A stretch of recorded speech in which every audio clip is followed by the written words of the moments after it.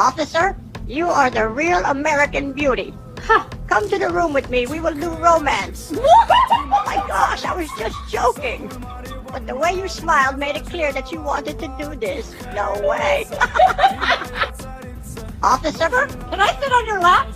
What did you just say? I mean, your laptop, officer. Why do you always think about romance? You're not my type. Officer, can I play with your lights? Excuse me? Relax, officer. I meant the flashlight.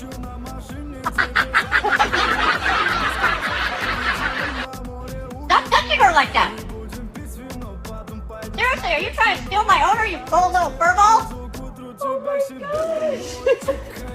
She's a human, not your girlfriend.